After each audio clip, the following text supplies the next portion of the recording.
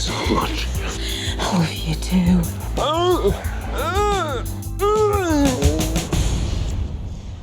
We'll take it. Sacha, how much Spanish do you know? You know, a couple of little bits. Adiós campos de Soria, donde las rocas sueñan y cielo de alto llano y montes de ceniza. Para el derecho de trabajo hay que luchar. La familia pequeña vive mejor. Mañana correré con los toros, señorita. Un aviso, por favor.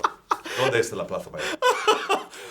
You even say it with a Spanish accent. Now, how did you learn all that? Is that like a line from a movie? You know, it's very well said. when I was in high school, I studied German actually, but at the end of the German class, there was a Spanish class. So when I was leaving, they would kind of start their class. So there was always a couple of moments where I was kind of packing my bags. Well, let's talk about the movie Brothers Grimsby. I laughed my ass off so much on this.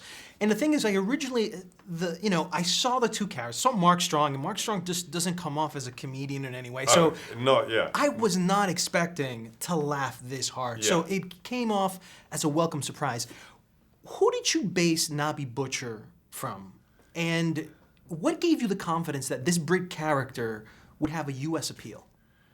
Well, you never know, but I just thought everybody knows James Bond, and so what happens if James Bond actually grew up not as an upper class guy, but as this little working class soccer hooligan, who's smoking and drinking, With 9 kids. Yeah, so I love the idea that these two guys were kind of best mates, these little thugs, and then the Mark Strong character gets taken away by MI6 and changes class, basically. This poor guy becomes this rich, successful killer.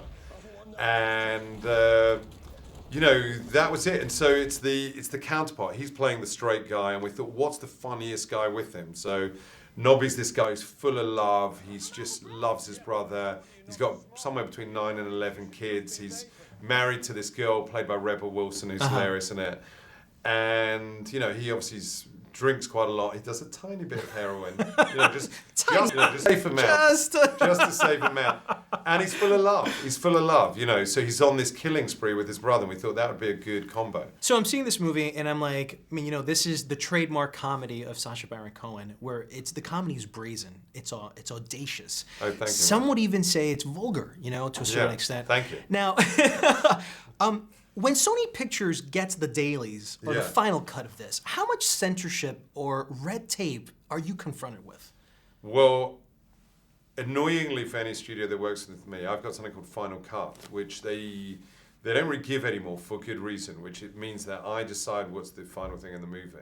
Wow, okay. So we had, Sony have been amazing over this, but there was one argument we had at the end, which was over, they were scared Donald Trump was going to sue, quite rightly, because he's been incredibly litigious.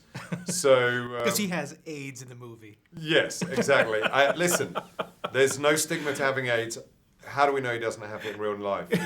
He may or may not do. Show me the certificate, Donald. Show me the certificate.